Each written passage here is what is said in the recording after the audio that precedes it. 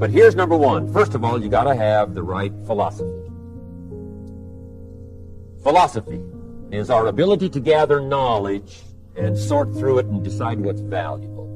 To develop a philosophy about life, a philosophy about our health, a philosophy about our family relationships, a philosophy about economics. And if you develop the right philosophy, that's what helps to set this sail so that in 6 years it takes you where you want to go instead of winding up like I did that first 6 years of my economics, broke, no money, empty bank account. The right philosophy. Now let me give you a couple of philosophies to consider. Here's the first one.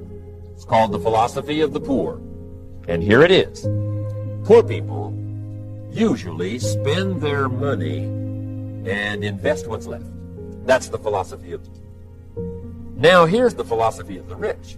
Rich people invest their money and spend what's left. And here's the startling answer. It really doesn't matter what the amount is. What's most important is not the amount. What's really important is the philosophy. So I would ask you to adopt this philosophy of spending after you have invested. Invest first, then spend. So number one of the ideas I wanted to share with you to make this an extraordinary opening year century for you is philosophy. We're affected by what we know. Second is attitude. We're affected by how we feel. Third is activity. We're affected by what we do. Now here's the final two pieces. Number four, learn to measure progress. Once you've set up a project now, you want to turn nothing into something, now you must measure your progress. How are you doing? Here's how we teach it to our children. Life expects us to make measurable progress in reasonable time. Measurable progress in reasonable time. That is the game of life. So part of it is not just to set up the proposed project, but as we start working on it, we start measuring how we're doing. Now first, what is reasonable time? You can't ask someone every 5 minutes, how are you doing now? See, that's too soon. Guy says, I haven't left the building yet. Give me a break. Now we can't wait 5 years. That's too long. So there's reasonable time. So make this note now. What is reasonable time? One, at the end of the day. A conversation a father should have with his daughter today, because the magic is there. If he waits till tomorrow, the magic may be gone. Today. Next is a week. Make that note. Usually, we get paid by the week. Somebody adds up our value to the marketplace, out comes the check. The next week, somebody adds up our value to the marketplace, out comes the check. What I learned to do is to change my value to the marketplace so the check kept getting bigger and bigger and bigger. I didn't have to change the economy, I only had to change myself. Measure your own progress. Success is a numbers game. We demanded of our children, how many years do you want your child to spend in 4th grade? Approximately. About 1 year, right? You say, well, if they're nice kids, would you give them 3 or 4 years? You say, no, this is not a nice game. This is getting ready for the future. This is getting ready for the challenges and the opportunities. You can't linger in 1 grade more than 1 year. Now make this note. The same should go for us as adults. Don't linger more than 1 year in 1 grade of learning. Adult management, entrepreneurship, leaderships of all kinds. Keep up the pace of learning. The numbers. Measure. Count. Now here's the key. Face the truth. If you're only making this much progress, there's no use trying to kid the world, no use trying to kid anybody else, and especially don't kid yourself. If in a period of time you've only made so much progress, you just got to swallow hard and say, this is the truth.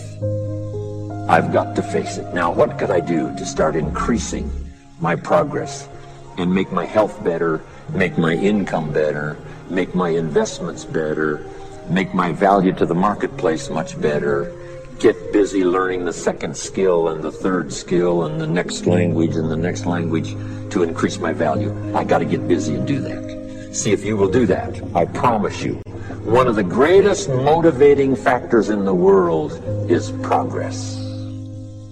And if you'll measure it, you'll get excited. All things are possible. And I always ask an audience, what does that leave out?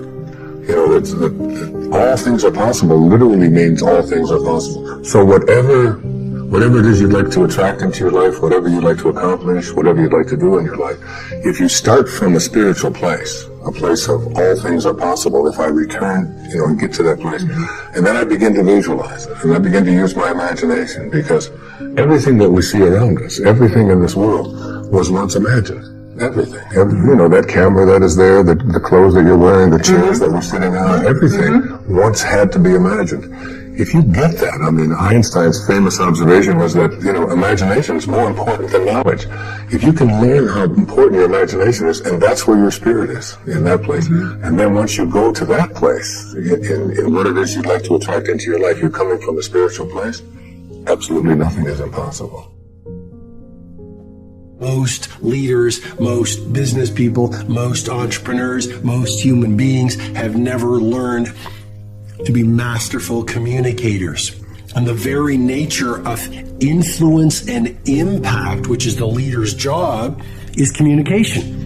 In school, were you given a communication course? Very few people have been taught that. In your personal relationships, have you read books on communication? Well, that leads to, in an intimate relationship, or even just with a friend, it's the little miscommunications that over time stack into loss. In your intimate relationships, it's the little conversations that you could have had in 5 minutes if you had the tools to communicate and the awareness to speak. So literally, you could release the anger and build understanding and speak out your needs and feel the need to be heard. All those little things, if you had learned how to do that and done it in 5 minutes with your intimate partner, you might not have lost the relationship. And in your professional life, learning to communicate inspires your teammates. If you look at the great leaders of humanity, the Nelson Mandelas, the Mother Teresa's, the Martin Luther King Jr.'s, the John F. Kennedys, if you look at the great business builders, Steve Jobs, great example, right? He would be on the stage at the product launch, and then that favorite line, one more thing. And that's when he would reveal the latest piece of technology that would create industry dominance when Steve Jobs was at Apple.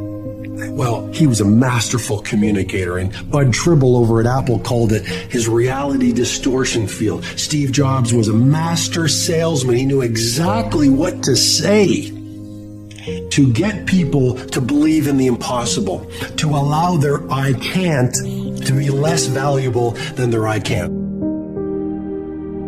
You're not a procrastinator.